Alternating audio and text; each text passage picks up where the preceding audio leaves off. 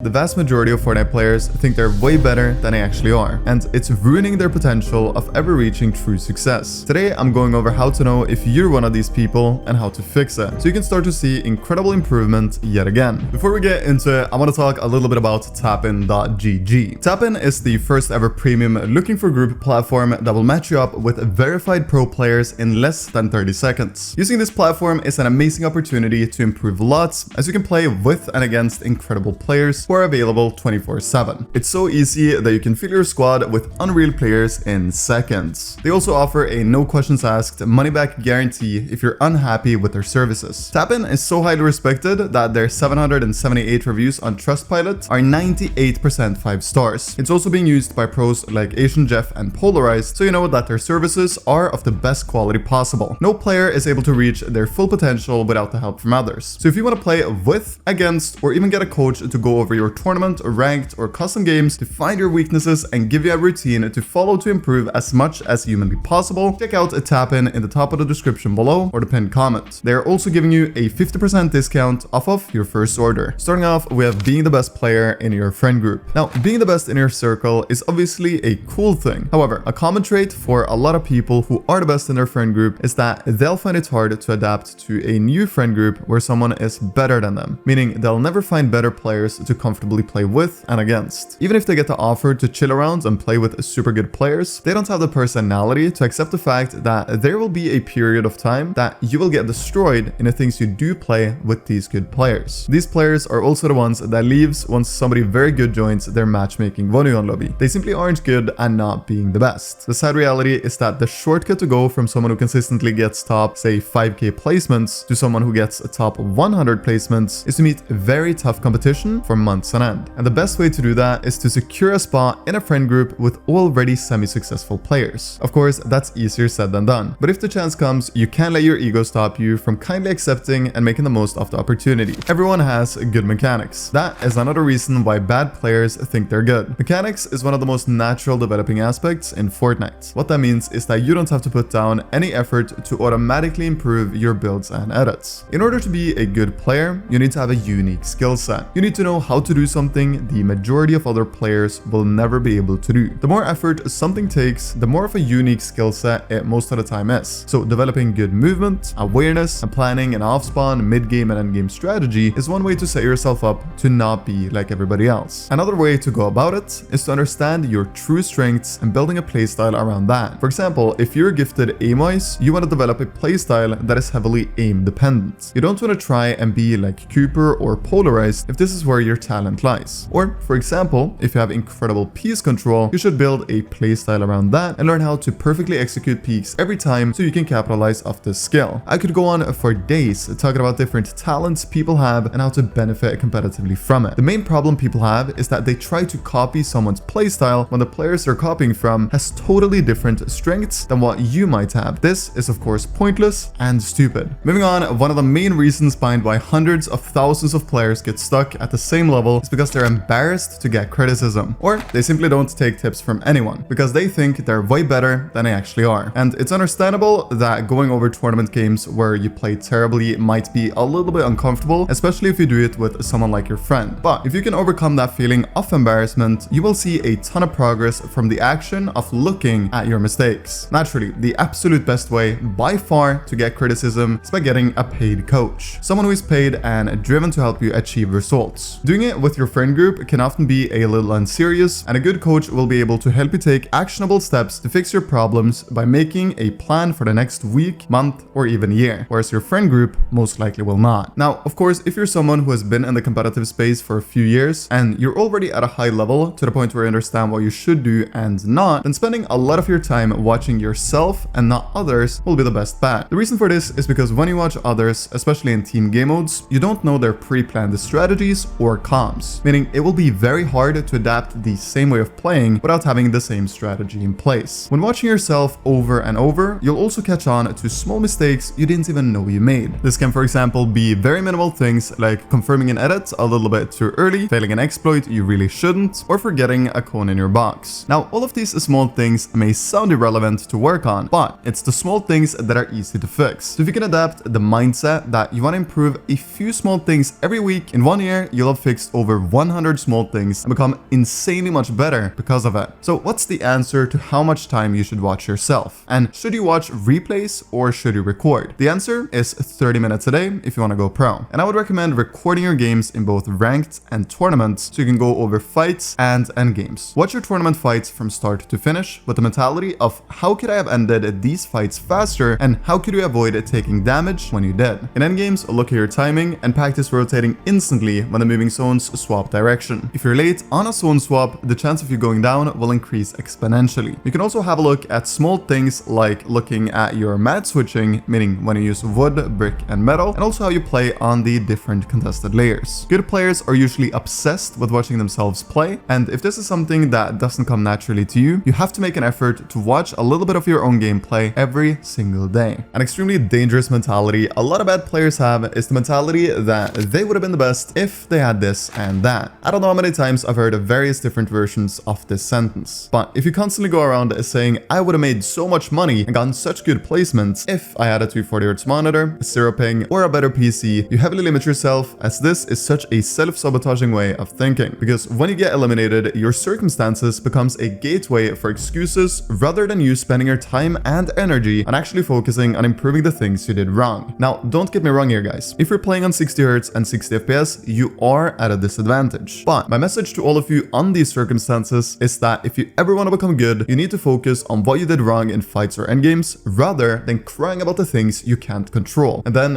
when that one day comes in the future where you get to upgrade to a better monitor, a better internet, or even a better PC, you're the best player you can possibly be, because you still had an improvement mindset even when all odds were against you. One thing I see in so many players who are objectively speaking bad but don't know it themselves is that they don't remember their failures but only their successes. This is a tremendous contrast to how pro players think and feel. Having this selective mindset will make it very difficult to improve long term, because although you will be confident, which is a fantastic thing, you won't be able to build a playstyle around your actual strengths if this is your natural way of thinking. So how can you fix this? And what are the actionable steps you must take to get out of this evil spiral? It's actually incredibly easy. Play 20 ranked games where you loot up and farm decent mats. Then go around W keying everyone. In every single match, excluding wins, you write down the reason behind your death. So for example, if you missed your shots when taking a 50-50, you write aim. If you got third partied whilst build fighting, you write awareness. And if you messed up an edit or a build, you type mechanics. Out of these 20 games, you see what was the main factor behind you getting eliminated. If it was aim, you spend some extra time on practicing and improving your aim for the next week minimum, but I highly recommend a month. If you messed up your edits, you practice your edits. You can be as specific as you like when you type the cause behind you going down. So if there was a certain edit that you failed, you can type the edit and practice it exclusively. Or you can just practice editing in general if it is a general weak point of yours. Taking action and actually doing some focused and targeted practice will make your time spent playing so much more effective for your overall improvement as a player. Another super common thing I see from a lot of players is their belief that playing a lot of hours equals skill. This is unfortunately not the case. If you ever want to be someone who achieves success, you need to always focus on the quality of your practice balanced with the quantity. Quantity alone isn't even close to enough. Now, how you do this is quite simple. When you play creative, you always aim to play with the best players you can. Even if you lose against them, it doesn't matter. If you don't have any friends that are good in creative, open a Twitter account and ask random good players on there to join you for some rounds. Or you can go on various different Discord servers and ask if anyone good want to play with you. When it comes to in-game practice, ranked is not of the highest quality. But the amazing thing with ranked is that you'll meet hundreds of different players in a span of a session with different strengths, so you'll learn how to play against good aggressive fighters, defensive, syrupping players, meta abusers, and so much more. In other words, you'll get a generally good all-around skill set by playing ranked. Not at the highest level, but generally speaking, if you grind ranked and W key everyone, your skill set will average out to be pretty good. When it comes to playing customs, you need to understand your region's practice setup, how you can rank up and play against better and better players, and try to avoid to play open customs if possible. Open customs are good for one thing, and that is practicing endgames in low elo lobbies. In short, stop focusing so much on playing long hours because hundreds of thousands of other players are able to play as many hours as you. But only a handful will focus heavily on the quality of the time they put in. Now, some of you might be thinking, am I saying that playing against bad players in creative and customs is pointless? Well, in terms of improvement, you'll learn around 1/10 as fast if you follow this practice route, compared to if you always put in major amounts of effort to get good quality practice. This means if you play with bad players, you will improve in 10 months what someone else will in 1. So try your absolute best to shift your mindset from I need to grind X amount of hours a day to I need this quality of practice for it to be worth it playing for improvement. At the end of the day, there are many reasons behind why so many bad players think they're good. It can even be way too much positive feedback, either from their friend group, parents, or themselves. The one true indicator that you're actually good is that you're able to climb the leaderboards and start getting objectively good placements. I'm talking top 100s and better. Luckily though, I think the majority of you guys watching this channel are not in the category of bad players who think they're good. And you watching videos on how to improve and other important aspects around competitive Fortnite proves to me that you're on the right track.